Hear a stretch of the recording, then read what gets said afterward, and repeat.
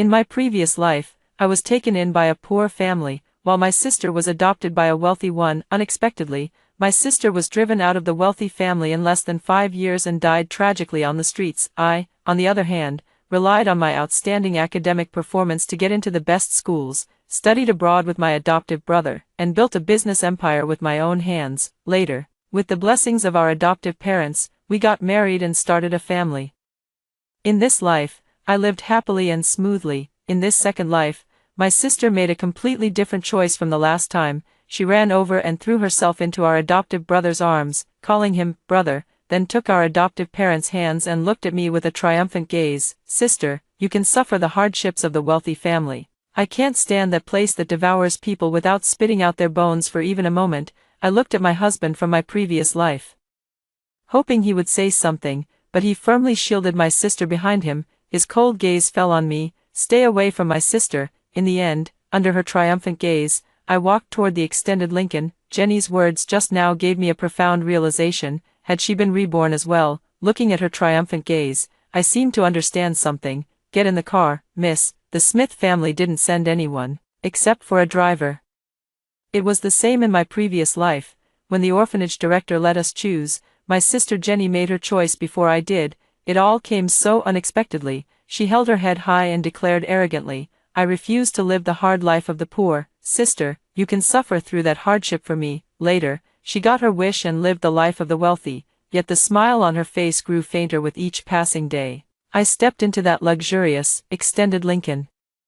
The driver gave me instructions while driving about the rules to follow when we arrive at the Smith's house. Did you remember everything? His shrewd eyes looked at me through the rearview mirror. I remembered. The car quickly arrived at the destination. I followed the driver into a villa as luxurious as a palace. Madam, I've brought her. The beautiful woman sitting on the sofa drinking tea looked up, her eyes scanning me, and she beckoned to me. Come here. What is your name? Nina. Nina is the name the orphanage director gave me. It signifies a life of peace and smooth sailing. The woman nodded. Very well. From now on, your name will be Nina Smith. Housekeeper, take her upstairs. Yes. I followed behind the housekeeper, step by step. The handrail of the staircase was made of precious sandalwood, and the floor was crafted from expensive marble. Everything was filled with luxury, and in my previous life, I was able to attain all of this through my own efforts. I wasn't particularly curious about it. The butler glanced back at me, a flicker of disbelief in his eyes. Pushing the door open, a spacious princess-themed room appeared before us. Miss, this will be your room from now on. Rest for a while. I'll come back later. With that, the butler left. I walked in, looking around. The environment was excellent, and it was clear that the Smith family did not hold back on their adopted daughter. The room exuded the refinement and luxury of high society. A great excitement welled up deep inside. In my previous life, without the support of a powerful family background, I relied on my own two hands to work my way up step by step. Only then could I live such a life. In this life, I have entered the Smith family, and with the support of the Smith family, I am determined to carve out a path that is uniquely my own. Just as I was thinking this, several shouts came from behind, and the door suddenly swung open. A basketball flew over unexpectedly and hit me on the head, with a thud. Hey, you little country bumpkin, bring my basketball over here. A spoiled, arrogant voice sounded from behind. I slowly turned my head to find a boy who appeared to be around my age but was noticeably taller standing before me. He held his head high, exuding an air of arrogance. If I remember correctly, he should be the only child of the Smith family, Jack Smith. He was into extreme sports like racing and skydiving, a typical spoiled rich kid who usually carried himself with a carefree, nonchalant attitude. He has not the slightest interest in the family business. In his previous life, an accident during a car race caused severe compression injuries to his lower body, leaving him paralyzed for life. His temperament also became exceptionally irritable. Hey, what are you standing there dumbfounded for? Did you hear me?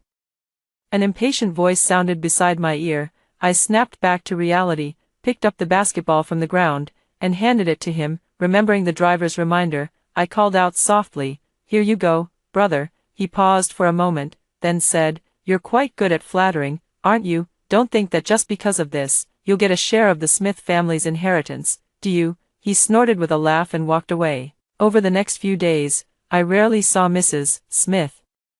And Jack Smith was even more elusive, like a dragon that shows its head but not its tail. The The butler took me around to familiarize me with the place. The entire villa was exceptionally large. After the tour, he handed me a form. The densely packed schedule above is filled with various business management courses. This is your upcoming schedule. Starting tomorrow, you will receive one-on-one corporate management training. Everything has been arranged by Madam, and all you need to do is study hard.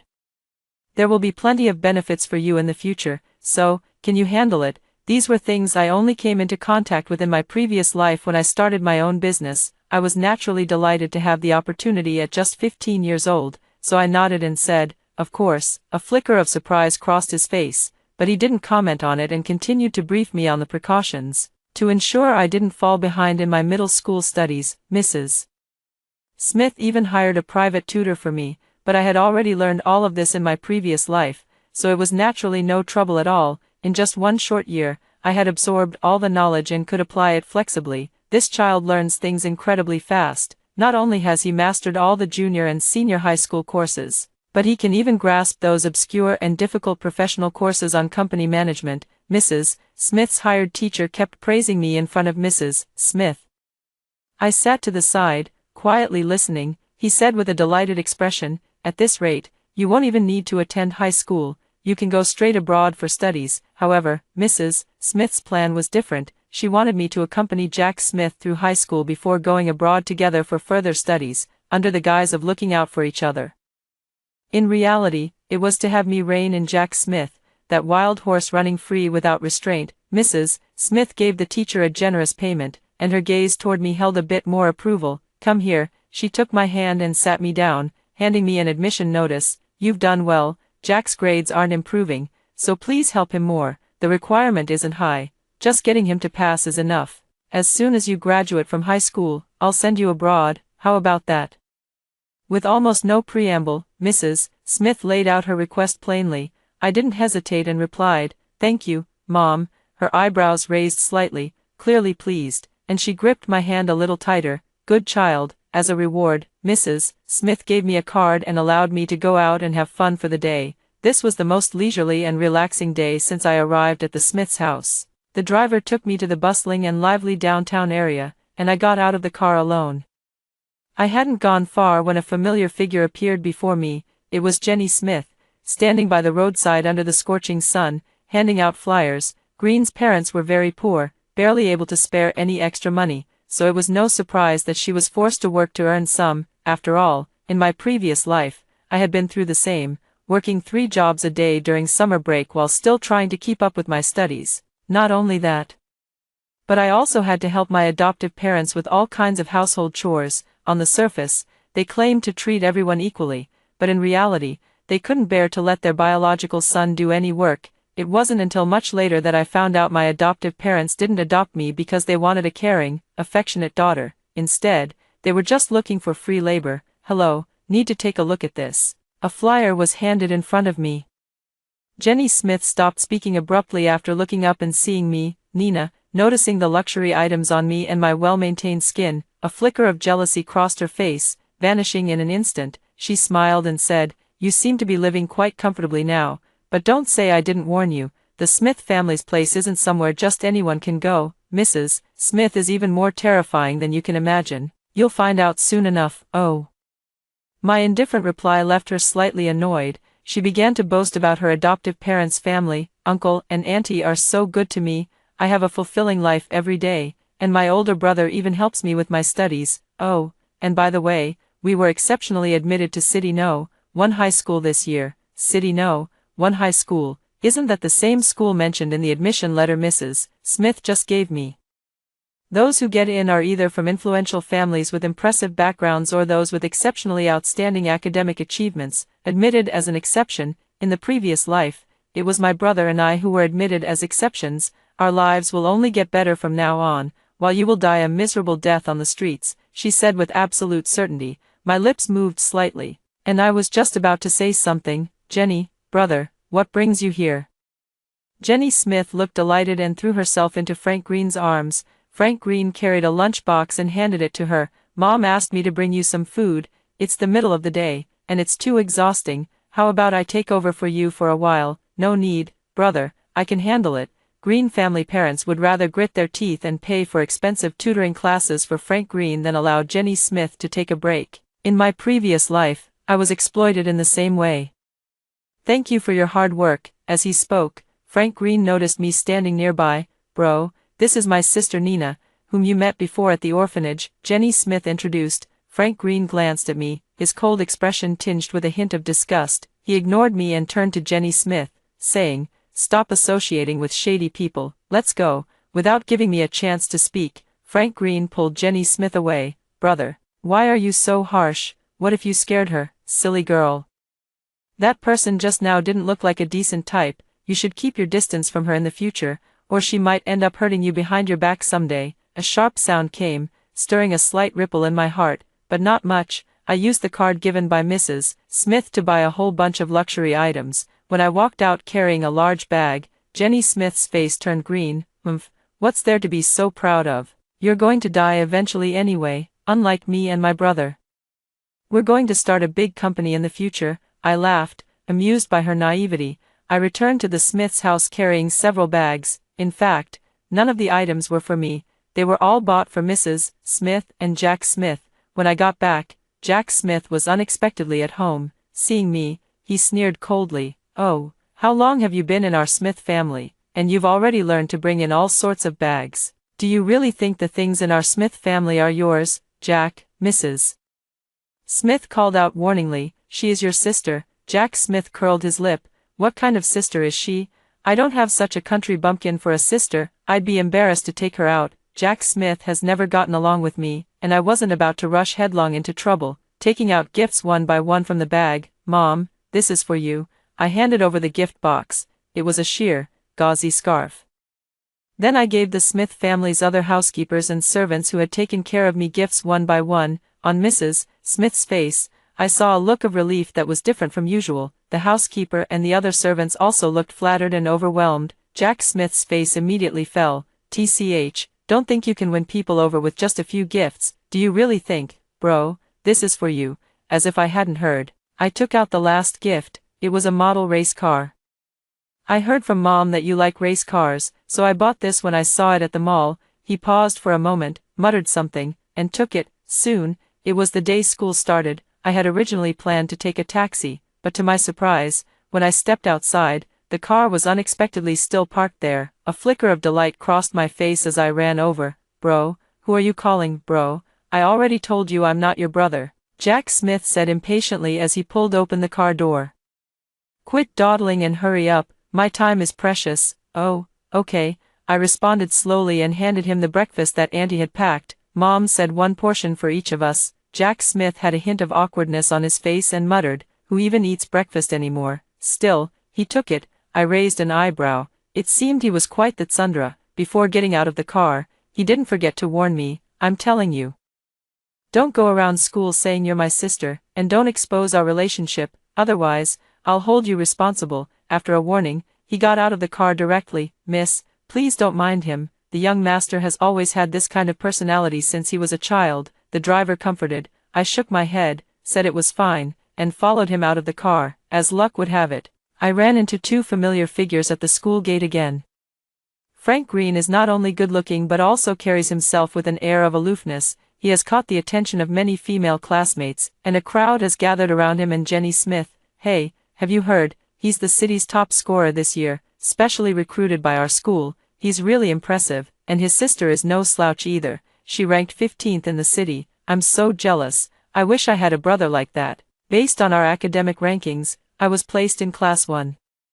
And by sheer coincidence, I ended up in the same class as Frank Green and Jenny Smith. Meanwhile, Jack Smith was assigned to the lowest-ranked class. As soon as I walked in, Frank Green and Jenny Smith followed shortly after, immediately surrounded by a crowd of people. Jenny Smith wore a smug expression as she walked to my side.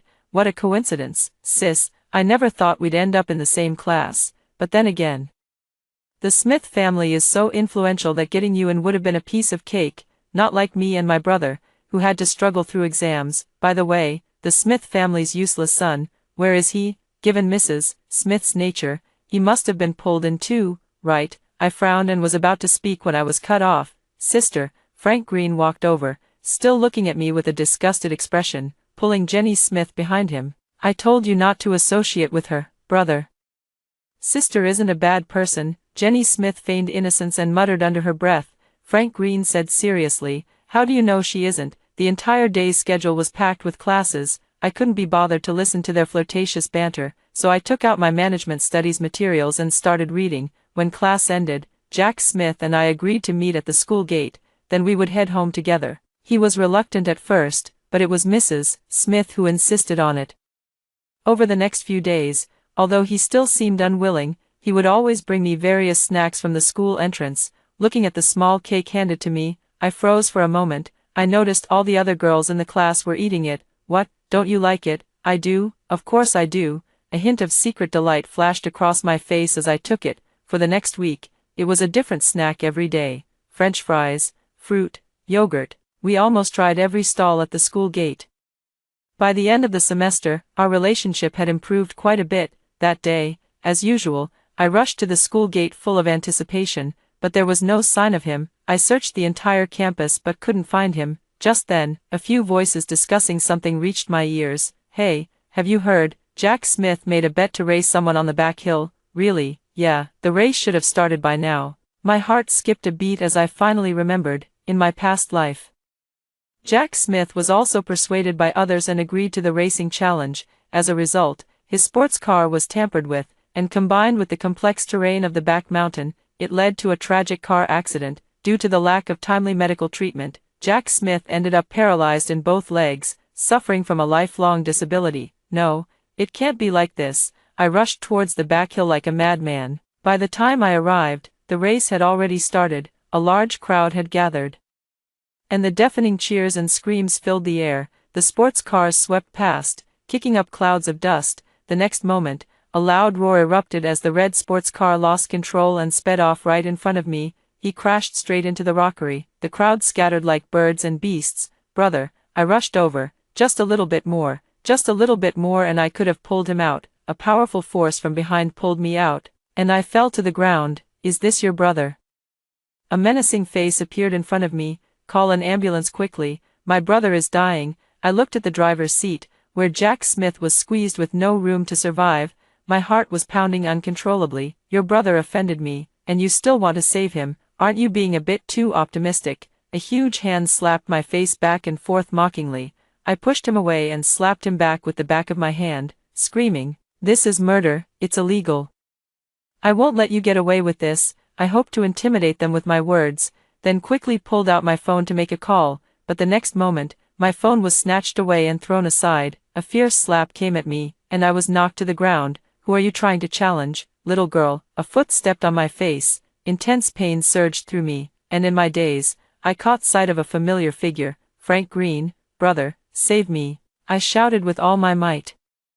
I watched as Frank Green started walking this way, but halfway, he was pulled back by Jenny Smith, who grabbed his hand and said, "Brother, what are you looking at? Let's not meddle in other people's business. Hurry up and leave. Those people are not to be trifled with." I watched the expression on Frank Green's face change from initial resistance to compliance. "All right," he gave me a deep look, then turned and walked away. The man took a large hammer from the car. "In all my years, no one has ever dared to hit me. Today, I'll make you pay the price for that slap." The roar was scattered by the wind. He raised the hammer in his hand and swung it down. Chapter 6. The moment the hammer fell, I closed my eyes. A muffled groan sounded beside my ear. The pain I had anticipated did not come, and I abruptly opened my eyes. I saw my brother step in front of me. Drops of fresh blood dripped from his mouth, falling onto my face. My heart couldn't help but panic. "Brother, brother. Bro, don't scare me like that." I watched helplessly as Jack Smith collapsed right in front of me. My heart skipped a beat. I rushed forward to help him up. "Bro, don't scare me, please wake up, it's too noisy." The man, with a fierce and menacing look, grabbed my hair and yanked me up. "Keep making noise, and I'll sew your mouth shut, so you'll never be able to speak again in this lifetime." At this moment, urgency overpowered fear. I gripped his hand tightly. "This is murder, it's illegal.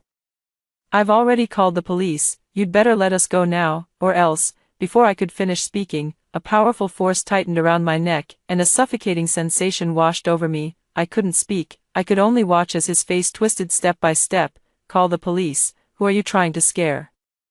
Even if you did, I'm not afraid. I'll show you today what happens to those who stand against me." A cruel smile curled at the corner of his lips. With those words, he flung me aside, sending me crashing heavily to the ground. My head spun with dizziness. Before I could react, he strode over to my brother and kicked him. My brother fell to the ground, curling up in pain and struggling. "Brother," ignoring my own pain, I rushed over and grabbed his leg. "Don't hit my brother."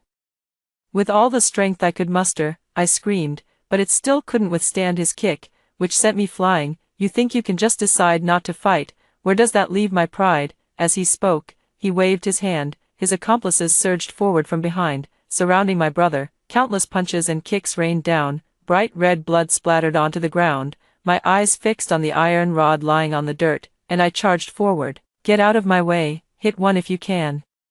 Hit two if you can manage a pair." Seeing me go so wild, they all scrambled to dodge. Once I had driven them away, I could no longer care about anything else. I rushed forward and pulled my brother up. Gushing mouthfuls of blood poured from his mouth. My hands were trembling uncontrollably. "Bro, are you okay? Hold on. Please don't let anything happen to you. I'll get you out of here right now." Thanks to my usual exercise routine, I didn't feel my brother's weight was much of a burden at that moment. I helped him up and struggled toward the exit. "Once you get down the mountain, just hail a taxi at the intersection." I gritted my teeth and inched forward step by step. "Where are you heading?" A shadow fell over me from above. The group of people looked at me with mocking expressions. "You don't really think you and your sister can leave here today, do you?" The man held an iron rod, weighing it back and forth in his hand.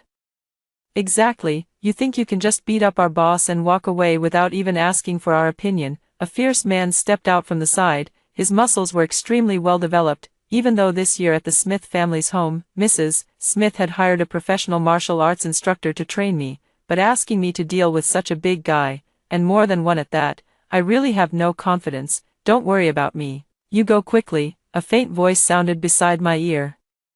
And my brother reached out, trying to push me away, but at this moment, how could his strength compare to mine? "I won't." This was the first time in so long that I had defied his command. I clung tightly to his waist. "If we're leaving, we go together. I won't leave you alone." What a touching sibling act. The sound of applause rang out, and the man's eyes suddenly turned fierce. However, it should be over now. After saying that, he kicked out. Caught off guard, I was kicked to the ground.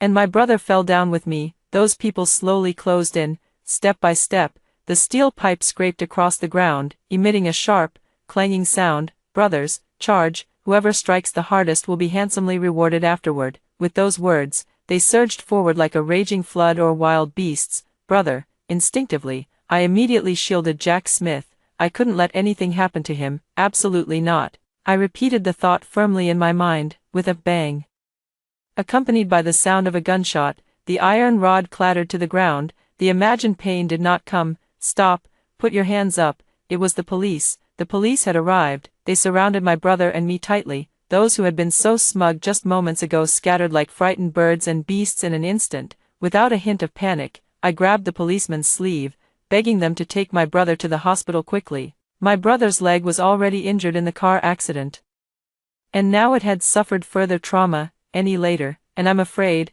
I didn't dare to think any further, a chill creeping into my heart. It wasn't until the stretcher arrived and I watched my brother being loaded into the ambulance that my anxious heart finally settled. I fainted. When I woke up again, it was already the afternoon of the next day. As soon as I opened my eyes, I saw Mrs. Smith sitting by the bedside. "Nina, you're awake." Mrs. Smith had red-rimmed eyes and a look of urgency as she grasped my hand. I nodded. "What about my brother? How is he?" Mentioning Jack Smith, Mrs. Smith wiped away her tears. "Jack, he's been taken into the operating room and hasn't come out yet." As soon as she finished speaking, the doctor came in and informed us that her brother had already been wheeled out. Both Mrs. Smith and I rushed over almost at the same time. The doctor reassured us, "Don't worry, both of you. The patient's legs have been saved. It's truly a blessing in disguise. If it had been any later, I'm afraid it would have been difficult to save his legs. For now, he just needs to rest and recover. Also, he has suffered severe injuries to his back from being crushed. Fortunately, the spine wasn't injured." I breathed a sigh of relief. If Jack Smith had ended up with a permanent injury because of me, I probably would have felt guilty for the rest of my life. Jack Smith didn't wake up until 2 days later. Faced with Mrs. Smith's scolding, he paid no attention and instead turned his gaze toward me. Are you all right, little sister? This was the first time since I came to the Smith family so long ago, that he called me little sister. Not only me, but even Mrs. Smith was stunned. What did you call Nina, little sister? Jack Smith repeated it again. Mrs. Smith patted my shoulder. I knew what this meant. They acknowledged me. Acknowledging my presence in the Smith family not just as a mere assistant to Jack Smith, but as a complete, independent individual. Good child. Mrs. Smith covered her mouth, holding me with one arm while reaching out with the other to touch Jack Smith's head. She repeatedly warned, no more playing with racing cars from now on. You better behave yourself and study hard with Nina. Once you graduate from high school, I'll send you both abroad. This was something Mrs. Smith had mentioned no less than 3 times, but every time, Jack Smith would impatiently refuse, yet this time he obediently agreed. All right, I'll go with my sister. He turned his gaze toward me. Mrs. Smith held my hand tightly, and in that moment, the warmth from her palm continuously flowed through. At this moment, I firmly believe I have a family. I reported to the police that those people had tampered with my brother's race car. After an investigation, the truth came to light. Combined with the charge of intentional assault, they were each sentenced to varying degrees of punishment. My brother held my hand, his gaze firm, and said he would definitely protect me. Don't be so foolish next time, charging in all by yourself. Do you understand? He said seriously. Okay, I replied, but in my heart, I thought, whether it's next time or the time after that. Faced with the same situation, I would make the same choice countless times. Brother. After my brother had been in the hospital for 3 months, I applied to the school for off-campus study and took care of him for over 3 months. At the same time, I also helped him catch up on the high school's senior year curriculum. The first month after my brother recovered, he and I returned to school. We caught up with the first monthly exam. As we left the exam hall, we ran into 2 faces we hadn't seen in a long time, Frank Green and Jenny Smith. When she saw me, Jenny Smith paused for a moment. She feigned surprise. Sister, when did you come to school? I heard you were injured. Is it serious? I thought you had dropped out. In her exaggerated expression, I could see a hint of schadenfreude. Without paying her any mind, I walked past them. Nina. Suddenly, Frank Green called out to me. He rarely showed me a look of disgust. Are you okay? I remembered the helplessness of that day and his resolute demeanor. Even towards a stranger, one shouldn't act that way. I no longer have any of the past affection for him. It's nothing, I said coldly and was about to leave, but he stepped forward again to stop me, grabbing my hand. What are you doing? Just as I was about to break free, a backpack came flying over with a whoosh. Frank Green. He let go of my hand, and my brother walked over, picked up the backpack, and said, What are you doing, getting handsy with my sister? Nina. Frank Green seemed to want to say something. Bro, don't mind them, let's go. Jenny Smith rushed up immediately, pulling Frank Green away. He kept looking back every few steps until he disappeared from my sight. What kind of person is that? Next time he dares to lay a hand on you, just tell me, I'll. Jack Smith made a punching motion. I didn't know whether to laugh or cry. All right, I'm fine, let's go home. Okay, hey sis. Let me tell you, your brother's monthly exam results this time are absolutely unmatched. I'm definitely going to shoot straight into class 1 and sit next to you, believe it or not. My brother looked completely confident. I believe you, you're being so dismissive. I'm not, I'm serious. I have never doubted Jack Smith's ability to learn. He was always smart, just unwilling to study. Over the past 3 months of tutoring, I could feel him making gradual progress, as it turned out.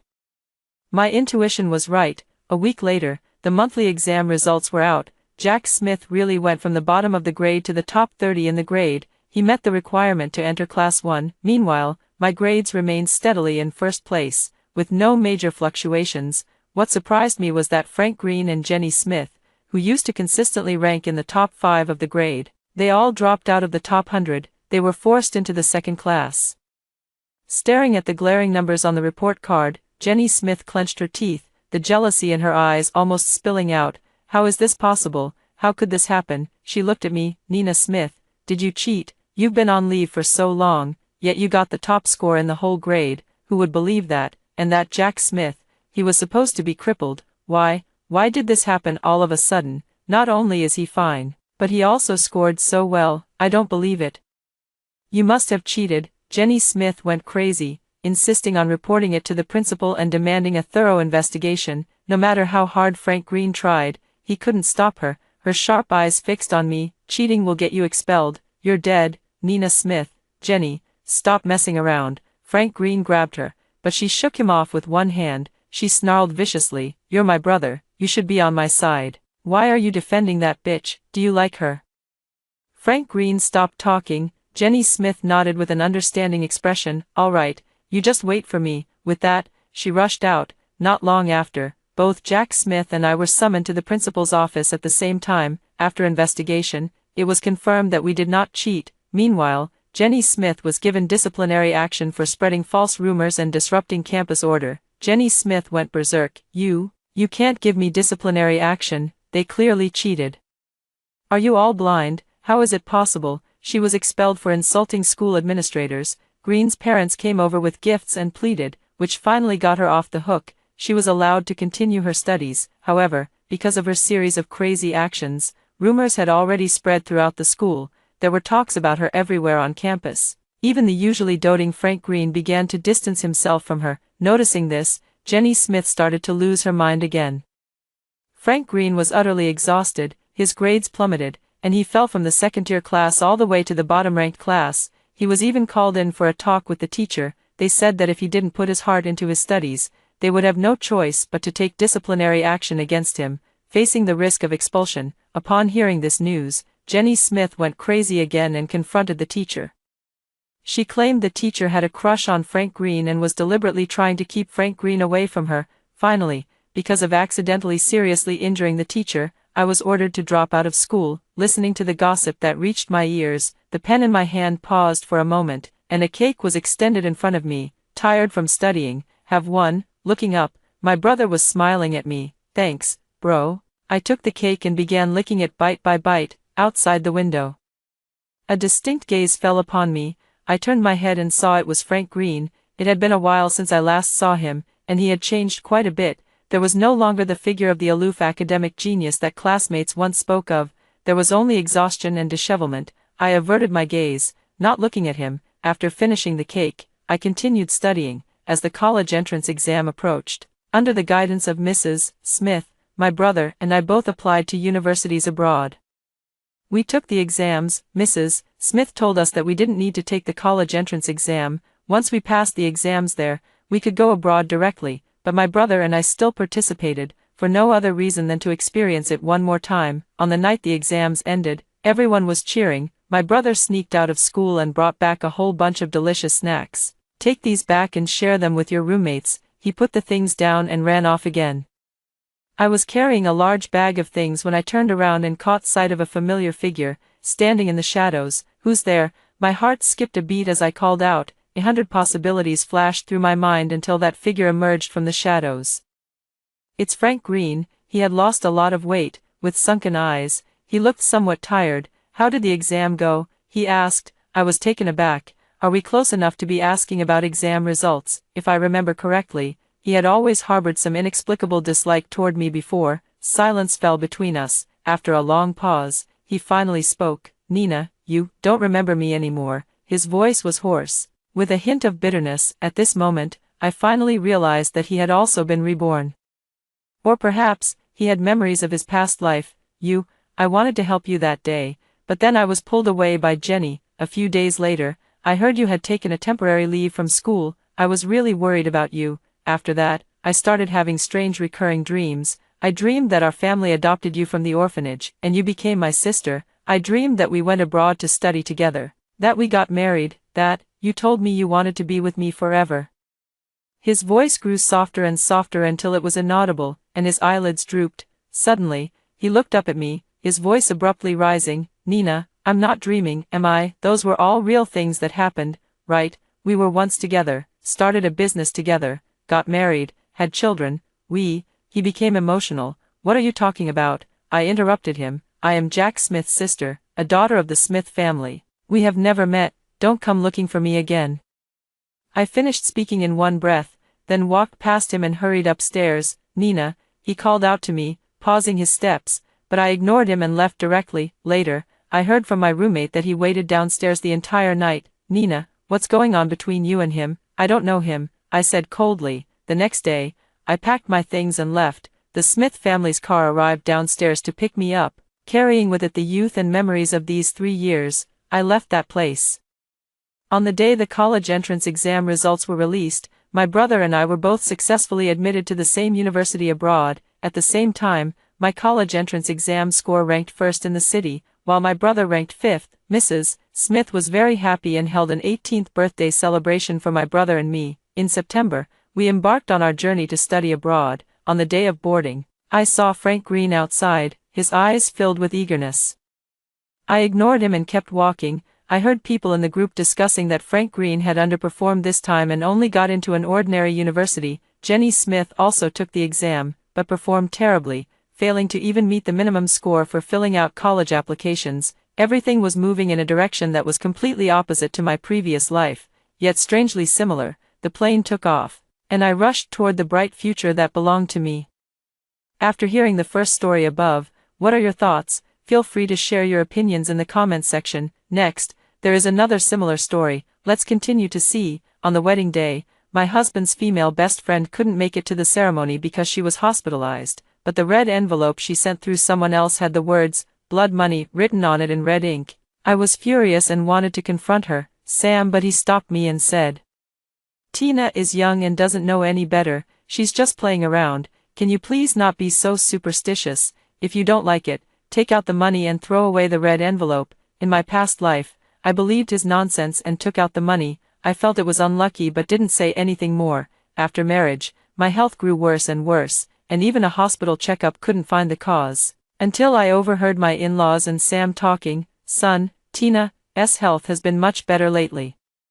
You have to admit, that money spent to buy a life was really worth it. Don't forget, if it weren't for Tina, would we have let our son marry an orphan girl? It's just her good fortune that her birth date and time matched Tina's. Once she dies, I'll marry Tina." That's when I realized it was no joke at all. The 999 yuan in that red envelope was a trap set specifically for me. I watched helplessly as my health deteriorated day by day, until I finally passed away with deep resentment. Little did I expect that when I opened my eyes again, I had returned to my wedding day. Watching Sam approach, I sneered inwardly. "This time, none of you will escape, darling. I promise you'll be the most beautiful woman today." Sam's voice echoed in my ear as I took in the chaotic scene before me. "This is my wedding day, and I actually got reborn." I looked at Sam walking towards me. "Yes, this is the moment." He handed me the red envelope from Tina that contained the life-buying money. He deliberately handed it to me with the written side facing up, as if afraid I wouldn't notice. "Darling, this was sent by my childhood friend. She's been sick and hospitalized recently, so she couldn't make it, but she specifically asked me to give it to you." Sam raised his hand, signaling for me to take it. In my past life, it was this man I had loved for 6 years who treated me like a fool, coaxing me step by step into the abyss, suppressing the hatred in my heart. I looked up at him, smiled, and twirled around. "Honey, I'm wearing my wedding dress right now and don't have any pockets. How am I supposed to hold it? Why don't you leave it with your mom for now, and we can pick it up after the ceremony?" "No." Sam looked somewhat uncomfortable, his hand unconsciously clenching as if holding a hot potato. "Mom's busy, and besides, she has many red envelopes. What if they get mixed up?" Seeing my hesitation to take it, Sam began to guilt-trip me. "This is from my childhood friend specifically for you. She reminded me several times. She's not in good health, so don't spoil her kind intentions." It turns out that by not accepting it, I was actually rejecting their goodwill. I inwardly mocked myself for being so blind in my past life. He was clearly defending Tina in every word he spoke, and I hadn't noticed it at all. "Is that so? Then please remember to tell her I've accepted it, so she won't worry." After saying that, I called over my bridesmaid friend and, under Sam's watchful gaze, slipped the red envelope into my bag. He hesitated, then stopped himself. "Aren't you going to take a look?" I pretended not to understand. "Look at what?" Sam seemed to think it was inappropriate and cleared his throat lightly. "Never mind, the ceremony is about to start. You should get ready too." I watched his retreating figure, my gaze growing colder. He turned and instructed his friend to deliver all the red envelopes we received to my mother-in-law. "This time, I want to see how you will choose when the person whose life is bought turns out to be your own mother." Sam, the ceremony began, and everything went smoothly. However, during the ring exchange, Sam's eyes turned red. I secretly pinched myself, forcing out a few crocodile tears. I thought to myself, Sam, seeing my genuine and sincere appearance, would suspect me a little less later. Just as I walked out of the lounge after changing into my toast dress, my mother-in-law slapped me across the face. "Bitch, you bitch, did you find out something?" I pretended to cover my face, tears welling up in my eyes, and said with a pitiful expression, "Mom. What are you talking about? I've been so busy today I can barely think straight." What would I know? Hearing the commotion, the guests all turned their gazes toward us. You. My mother-in-law pointed at me, unable to speak for a long time. Sam hurried over. "Mom, what's wrong?" I lowered my hand, revealing half of my flushed cheek. "Sam, as soon as I came out after changing my clothes, Mom slapped me." "Mom, if I've done something wrong, you can tell me directly. But you can't just hit me without any explanation," I cried out loudly, making sure everyone nearby could hear. "Davidson's mother is someone who hits her daughter-in-law on the wedding day. This Davidson family, how could they be like this? Who would have thought? I've never seen anyone hit their daughter-in-law on the wedding day before." Hearing the guests whispering among themselves, a sense of satisfaction rose within me. Let them talk. The more chaos, the better. Then my father-in-law stepped forward. "Fiona, apologize to your daughter-in-law right now." "Me? Apologize?" My mother-in-law was incredulous. "You have no idea what this little tramp—" My father-in-law coughed twice, and my mother-in-law immediately changed her attitude. "I'm really sorry, daughter-in-law. You see, Mom didn't understand and misunderstood you." The last few words were spoken through gritted teeth. "It seems my dear mother-in-law has already opened the envelope with the life-saving money." "I'm fine, Mom, don't worry about me. It's all a misunderstanding, just a misunderstanding." My father-in-law forced a smile and went out to smooth things over. Sam pushed me and my mother-in-law into the break room. He rubbed his throbbing temple. "Mom, what's going on?" His mother-in-law said sarcastically. "You should ask your wonderful wife." An opened red envelope was thrown onto the table, with scattered bills spilling out from the opening. The moment Sam saw the red envelope, Sam's pupils contracted sharply. It was clear he had recognized it as the Tina used to buy my life. "The price of my life, bitch." Sam slapped me to the ground. "Didn't you put it away? Didn't you say you had it safely stored? How did it end up in my mom's bag?" "Sam, are you crazy?" I accused while crying. "Isn't this just an ordinary red envelope? Why are you all blaming me?" Sam squatted down, his hand tightly gripping my neck. "How did you know about this? Tell me." Breathing became increasingly difficult. I struggled desperately but couldn't break free. "I know." "What?" "I know nothing." Sam let out a cold snort, releasing his grip and shoving me aside. I coughed awkwardly. "My red envelopes, are all kept properly. If you don't believe me, go check." I pointed at the canvas bag on the nearby sofa. Sam quickly walked over and dumped everything out of the bag. To his surprise, the red envelope he had handed me was still there, completely intact. "Open it," he said, tossing the envelope in front of me, his tone icy. I swiftly opened the envelope with both hands. Inside, 999 yuan was untouched, and 2 light brown strands of hair were tucked inside as well. "So, can you tell me the reason now?" I felt like crying but had no tears left. Sam crouched beside me and, as if out of heartache, pulled me into a tight embrace. "Darling, I'm sorry, it's all my fault. I shouldn't have doubted you. I'm sorry, my love." He kept repeating, "I'm sorry," over and over. My mother-in-law wasn't entirely convinced. She picked up both red envelopes and compared them repeatedly, only to find that the one in her hand didn't have the words, "Money for buying a life," written on it. She finally felt relieved. "I'm sorry, Wendy, Mom made you feel wrong today." As she spoke, she took a card out of her bag. "Take it, buy whatever you like, Mom will pay for it." Trembling, I lifted my head from Sam's embrace and took the card. "Thank you, Mom." My mother-in-law has always disliked my timid and submissive demeanor, and at this moment, she left me behind and went out with Sam to entertain the guests. Sam seemed lost in thought, so I climbed out of his embrace. I took his hand and placed it on my lower abdomen. "Honey, I think I might be pregnant." I am indeed pregnant. In my previous life, I only found out I was pregnant when I had a miscarriage due to poor health after marriage. In this life, that little life is quietly growing inside me. "You're pregnant, Sam." A complex mix of emotions flashed in his eyes. I stared straight at him, wondering if he would be happy about the arrival of this child. Unfortunately, I can't read minds. I couldn't decipher his thoughts. All I knew was that in this lifetime, everything that belonged to me and my child, I would claim for myself. The quiet lounge was suddenly pierced by the ringing of a phone. It was the ringtone he had Tina specifically set. With apologetic eyes, he said, "Go ahead and answer it." I replied understandingly, "Someone probably couldn't wait any longer, after the wedding, to act as if my life had been bought." Every day I applied 3 layers of powder to my face. The paler my complexion, the brighter my in-laws smiled. But Sam unexpectedly started to care about me. "Darling, are you feeling unwell? Maybe you should go back to the room and rest." "I'm fine." I gave a weak smile, which to outsiders would appear as if I was forcing myself to hold on. A flicker of guilt and regret passed through his eyes.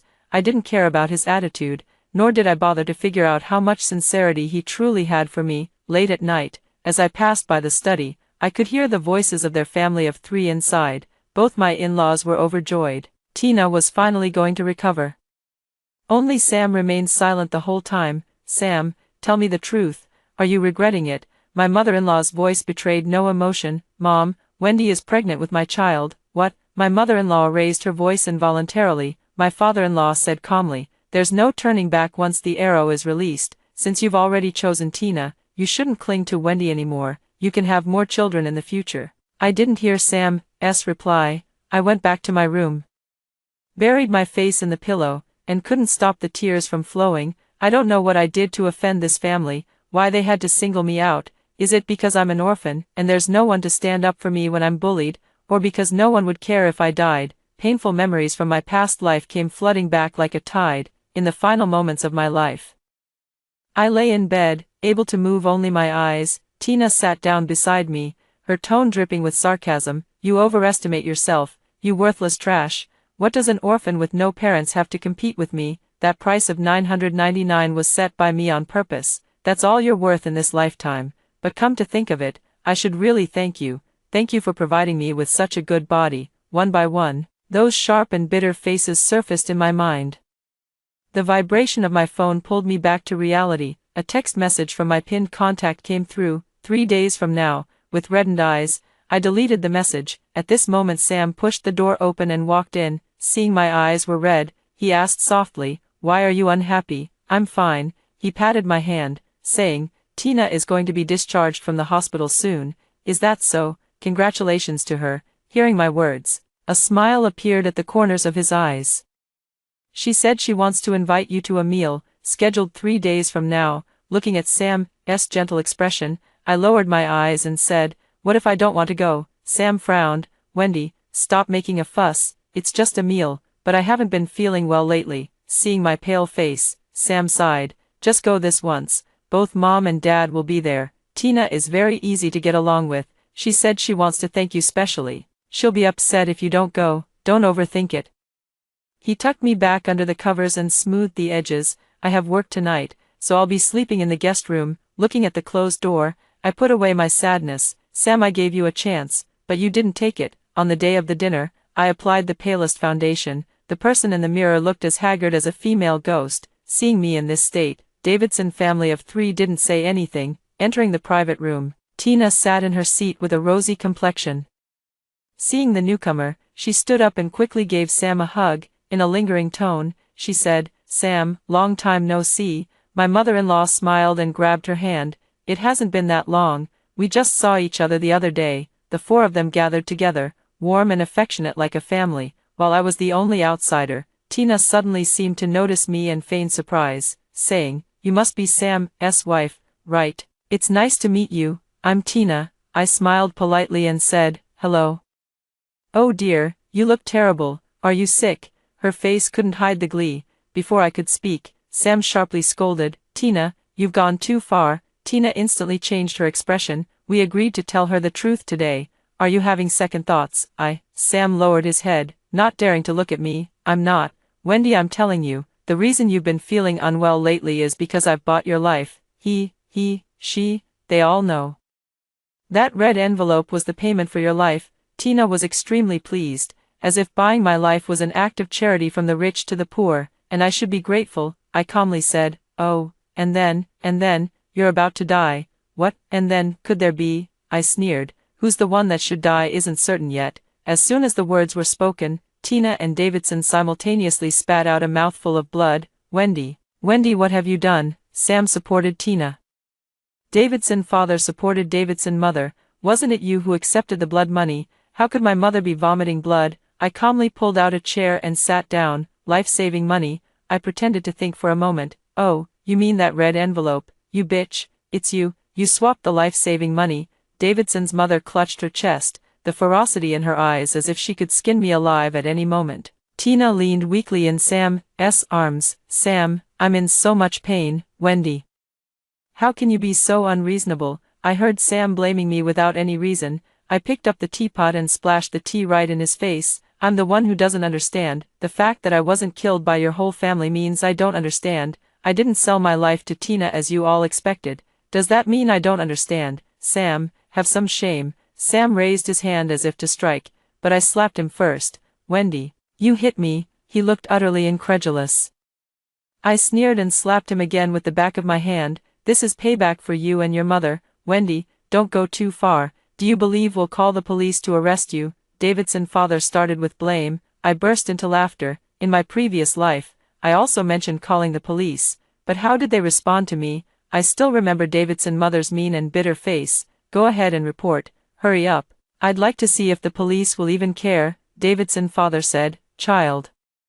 Just accept your fate. Accept my fate. Why should I accept it? Just because I'm poor. I deserve this. Now I return these words to them exactly as they were. You should just accept your fate. While there's still a chance to save one, it's better to start thinking about who it should be. A wicked grin curled on my lips, and the four of them froze at my words. Davidson's mother was the first to react, grabbing Sam's arm and refusing to let go. Son, I'm your mother. Sam, I don't want to die. Tina pleaded tearfully, but was Davidson slapped by his mother? It's all your fault. If it weren't for your idea, how could my son have done such a foolish thing? Auntie, you agreed to it too, so why are you putting all the blame on me? I had no interest in staying to watch the dog-eat-dog drama, so I picked up my bag and left. Sam was busy stepping between his mother and Tina, seeing that I was about to leave. He had no choice but to speak up and try to stop me. Wendy. If you walk out that door today, we're getting a divorce. My hand on the door paused for a moment. Sam, seeing an opportunity, added, Wendy, you still love me, right? As long as you take back your life. In the end, it's still for Tina. I took the divorce papers out of my bag, removed my wedding ring, and threw them both into Sam's arms. Sam, I don't love you anymore. Impossible. Wendy, you must be lying to me, Wendy. I ignored Sam's shouts, this time. I was the one who didn't want him. Just as I stepped out of the shop, a black car pulled up right in front of me. The car window slowly rolled down, revealing the handsome face of the man in the driver's seat. Get in the car. I opened the back door, and the person in the front turned around with a face full of resentment. You really treat me like a driver. I gave an awkward smile and moved to the passenger seat. Senior, thank you for everything during this time. George gave a slight smile at the corner of his mouth. No need to be so polite. It just happens to be my area of expertise. He was my senior from university. It's said that his family runs a Taoist temple, and we once worked together in a research group. Back then, he boasted about being able to catch ghosts, but no one believed him. In my previous life, after overhearing that family's conversation, I immediately looked up his contact information, but by then it was already too late, and he couldn't do anything about it. I still remember the choked voice on the other end of the line saying, I'm sorry, Wendy, I really can't think of any way to save you, this time. I called the other party before the ceremony even began, fortunately. They were still in City A. I don't know exactly what they did, but the outcome went smoothly. I successfully escaped the fate of having my life sold off. Where should I take you now? George asked, turning to me during the red light. I touched my lower abdomen. Take me to the hospital. The hospital? George was surprised. I nodded. Didn't you mention before that there's still a method to exchange bloodline for life? I'm not at ease. The Davidsons are capable of anything. I'm afraid they might use this child. Rather than letting them harm the child after it's born, it's better to cut off their hopes from the start. George glanced at my stomach and sighed. That might be for the best. The car soon pulled into the hospital parking lot. I lost my balance getting out of the car. George caught me by the waist. Let's go, together. The process was much faster than I had expected, lying on the operating table. I calmly felt the departure of a small life for the second time. I'm sorry, baby, once again, I couldn't let you see this world. Next time, don't choose me to be your mother. I pushed open the door while clutching my aching stomach. only to see George waiting outside with a wheelchair. "So thoughtful," I teased, raising an eyebrow. George touched the tip of his nose and said, "I just called my mom, and she said in this situation, you need to do a mini confinement. Quick, sit down, let's go home." These past few days, Davidson's home has been in complete chaos. Some kind-hearted person posted the video of Davidson's mother hitting me on the wedding day online. Wealthy mother-in-law assaults daughter-in-law on wedding day. The impact was severe. Davidson family stocks plummeted. Davidson father and Sam were busy handling group affairs. Meanwhile, Davidson mother and Tina had initially reached some kind of agreement, and the two took turns calling me Davidson's mother, Wendy. "I know you're just saying that out of anger. As long as you come back, I promise you'll never have to see Tina again." "Tina, Wendy, I know you're bothered by my relationship with Sam. Please come back. I'll never disturb you two again." I knew they were shameless, but I never imagined they could be this shameless. "Do you all take people for fools? Go back." "If I go back, will I even make it out alive? Instead of trying to get me to go back. You should focus on getting Sam to sign the divorce agreement quickly. Don't worry, I won't take a single thing from your family." Seeing that I was determined not to return, Davidson's mother and Tina brought out Sam to negotiate with me. "Wendy, I've signed the divorce agreement. Can we meet?" Of course I wasn't foolish enough to return to the Davidson family villa, and arranged to meet Sam at a coffee shop. Before heading out, I sent a message to George, seeing him reply with an okay. I put my phone in my bag. Meeting again, Sam looked haggard with dark circles under his eyes. He looked like he had aged 5 years. "Wendy, you're here. What would you like to drink?" I sat down across from him. "No need. When are we going to get the divorce certificate?" Sam looked somewhat dejected. "Wendy, do you hate me so much now? You won't even say a word to me." I didn't say a word, turning my head to look out the window, my entire demeanor radiating the message that I didn't want to engage with you. Sam gave a bitter smile and placed the divorce agreement on the table. "Wendy, I'm sorry. I know it might be too late to say this now, but I'm not asking for your forgiveness. I only hope that after the child is born, you won't deny me the right to know my own child." A few tears trickled down his cheeks. I sneered. "Sam, where were you all this time? Did you really think a few tears would make me feel sorry for you? I know it's all my fault. I'll spend the rest of my life making amends." Sam bent over, covering his face with both hands. "I've already made an appointment at the Civil Affairs Bureau. Let's hurry and go." I had no reason to doubt him and followed him out the door. As soon as I got in the car, a pungent smell mixed with cheap perfume hit me, and before I knew it, I lost consciousness. Damn, I've been tricked.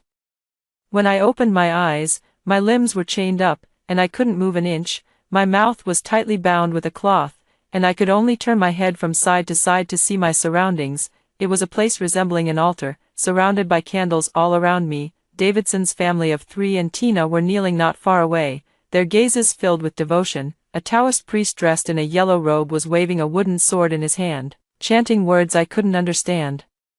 "Are they trying to sacrifice me?" I struggled violently. I cursed and shouted through muffled cries. "Why, what gives them the right? Isn't my life worth anything?" The Taoist priest's eyes turned icy as he pulled out a cloth doll from his robe and handed it to Davidson's mother. "Go burn it." Davidson's mother accepted the doll with a beaming smile, then stood up and walked toward the roaring brazier. "You little bitch, go to hell." The moment the cloth doll touched the flames, an intense pain surged through my entire body. "Ah!" I cried out in pain, and hearing my agonized wails, the people present couldn't help but burst into laughter. "It's done, it's done." Davidson's mother held Tina's hand. "That's wonderful, we can all survive." With tears in my eyes, my gaze pierced through the candlelight, staring straight at Sam. "Wendy, don't blame me, blame it on your birth chart being too favorable. Sacrificing you alone can save my mother and Tina's lives." Sam stepped forward, his eyes filled with affection. He gently touched my face. "Don't blame me. If there is a next life, I will definitely make it up to you, Master. Please proceed." Sam stepped aside as the yellow-robed Taoist muttered incantations, bit his finger, and drew a talisman on a piece of yellow paper before pasting it on my forehead. Ah, this sound didn't come from me, but from Davidson's mother's side, Tina. She knelt on the ground, continuously vomiting black blood from her mouth. Davidson and his family of 3 also visibly withered away at a rapid pace. "Master, what is happening?" Sam asked. The Taoist in the yellow robe calculated with his fingers, then turned to look at me in disbelief. "Where is the child in your womb? Did you abort the child?" Sam went crazy. "How could you abort the child?" I couldn't speak, but I secretly laughed at his foolishness. It seems their clever plan has fallen through. Tina shook her head and cried out, "No, I don't want to die. Sam, save me." Sam glared fiercely. "Master, is there any other way?" "Yes, but this move." Before he could finish, the door was kicked open. Nobody moved. It was George, followed by 4 or 5 police officers. Seeing me, George quickly ran to my side. He snatched the yellow talisman pasted on my forehead and burned it to ashes instantly over the candle flame. He untied the cloth wrapped around my mouth and unlocked the chains. He asked with concern, "Wendy, how are you? Are you okay?" I was drenched in cold sweat all over, still alive. Those people had already been taken away by the police. A female officer came over and said to me, "They didn't cause you any substantial harm, so it's difficult to convict them under the law." George gently patted my back and comforted me, saying, "It's okay. We'll find evidence." I have evidence." I forced myself to stay alert. In my previous life, during the later stages, I was paralyzed and bedridden, relying entirely on machines to sustain what little vitality remained. Davidson family saw me as a useless person and never bothered to hide anything in front of me. That's how I came to know many of the Davidson family's secrets. With the clues I provided, the police quickly turned the Davidson family's backyard upside down. But what I never expected was that they dug up a total of 7 bodies there. The youngest was only 3 months old. It turned out Sam wasn't an only child. His sisters had all been turned into fertilizer for the Davidson family. At first Davidson was just a small shop. The money earned wasn't much, but it was enough for the family to live comfortably. But at some point, Davidson's father and Davidson's mother were no longer satisfied with earning such small amounts. So they began to delve into crooked schemes, but with little success. One day, Davidson's mother unexpectedly obtained a secret manual that recorded a method of transferring fortune through bloodline. Initially, they experimented with the youngest child in the family. They cut flesh and drew blood, following the steps in the book one by one, and finally brutally killed the child on a full moon night. With this, the sacrifice was completed. The feeling of personally killing a blood relative was unbearable, especially when it was a child she had carried for 10 months, but the effect was immediate. Just a few days after the child's death, news came that their hometown was to be demolished. Davidson's family saw their wealth skyrocket overnight. Davidson's father, Davidson's mother's desires grew even greater. A second child, a third, the only one not sacrificed was Sam, the sole remaining heir. In the end, to secure the position of the wealthiest person in J City, Davidson's mother drugged his female classmate on the day of Sam's coming of age. She forced the other party to have a relationship with her son, and ultimately used that child as a sacrifice to obtain everything they have today. As for Tina, she has been in poor health since childhood, and all doctors asserted that this child would struggle to survive to adulthood, but the reality was just as the doctors had predicted. By the time Tina was 17, her health had deteriorated even further. After exhausting all possible solutions, she could only lie in bed waiting for death. At this time, in order to climb up the Shin family, Davidson father and mother knocked on the Shin family's door with dark magic, life exchange. In short, it transfers the lifespan of another person to oneself, and the effect varies from person to person. The first life exchange, Tina lived for 5 more years, the second time 3 years.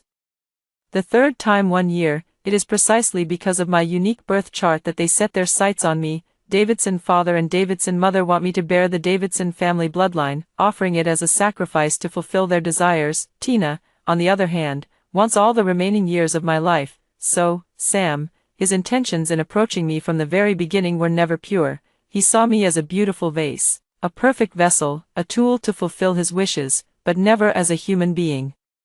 After learning all this, I cried shamelessly. The happiness and family I thought I had in my previous life were nothing but illusions from start to finish. I was fooled by this family like an idiot, even feeling grateful for their so-called generosity. If heaven hadn't given me a second chance at life, I would never have uncovered these truths. Seeing my breakdown, George put his arm around my shoulder and pulled me into his embrace. "It's okay now, it's all over, the days ahead will only get better."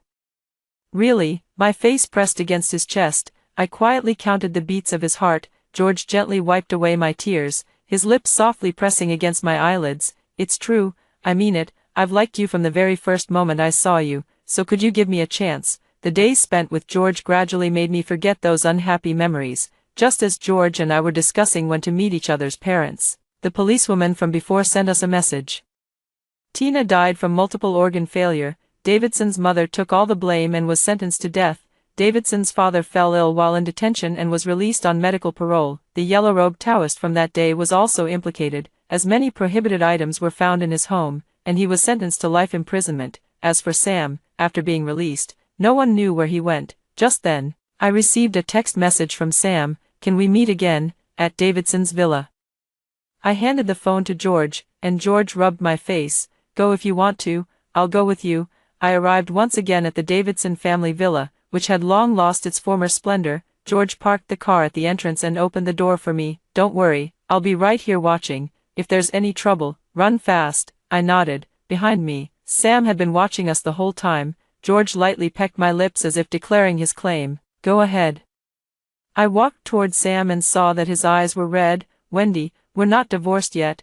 I laughed at his words. "Mr. Davidson, your memory must be failing you. When did we ever get a marriage certificate?" "Yes, it turns out that Sam and I never actually got a marriage certificate. This was discovered when the Davidson family was arrested, and the female police officer, while asking for personal information, found out that I was actually unmarried. It made my past self seem like the biggest joke." Sam's lips opened and closed, but he didn't say a word for a long time. "If Mr. Davidson has nothing else, I'll be going now." I turned to leave, but Sam wrapped his arms around me from behind. "I'm sorry, Wendy, I'm sorry. Please forgive me just this once. I know you still love me. I'm begging you." I was furious, my hands flailing wildly as I struck him. "Sam, in your eyes am I really that cheap? You want to kill me and still expect me to love you? You are the person I hate most in my past life, this life, and all my future lives. I gave you so many chances, but how did you treat me? Get out, don't ever appear before me again in this lifetime." George rushed over and pulled me into his arms. "Mr. Davidson, have some self-respect. Keep your hands off someone else's wife." With that, he turned and led me away. Behind us, Sam was still shouting, "Wendy, I was wrong. I truly know I was wrong. I know you've come back too. Let's go get our marriage certificate, just like before." "Okay." I couldn't hold back, dragging George back to give him a couple of good kicks. "You were wrong. How could you be wrong? You're the crown prince of the Davidson family, the one lifted up by 3 sisters to live the good life. You're the beneficiary. So don't expect me to forgive you now that things have come to this.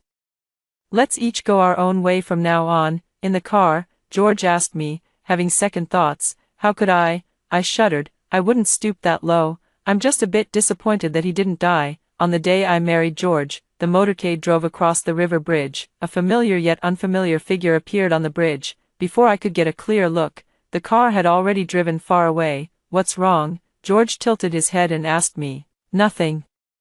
I just feel like you're exceptionally handsome today." I looked at George, my eyes filled with affection. My wife sure knows how to say the right things. George held me close. "I'm really something to have found such a wonderful wife." The wedding car arrived at the hotel. George's mother hurriedly handed me a package. "Wendy, someone just delivered this, said it's for you." I opened the box. Inside were my and Sam's wedding rings. Underneath was a stack of wills. The will stated that Sam unconditionally bequeathed all the Davidson family property to me. At the very bottom, there was also a handwritten letter from Sam. "Wendy, I'm sorry, this is the last time I'll call you that." I didn't even read the rest of the content and tore the letter up directly. I picked up the box and threw it into the hotel trash can. Disgusting thing, the ceremony hadn't started yet. George found me and waved the tattered book in his hand. "Where did you get the book?"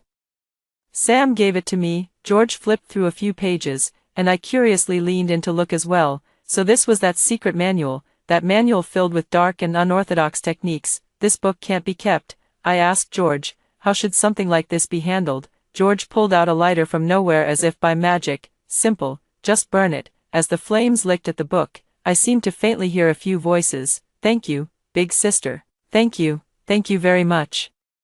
I'm a bit uncertain, leaning close to George's ear and asking, "Did you hear something?" "Yeah." George grinned with a roguish look. "Really? What did you hear?" "Someone wished us a happy marriage." After hearing the 2 stories above, what are your thoughts? Feel free to share your opinions in the comments section. Looking forward to hearing from you. If you liked this story, don't forget to like it, share it, and subscribe to my channel. See you next time.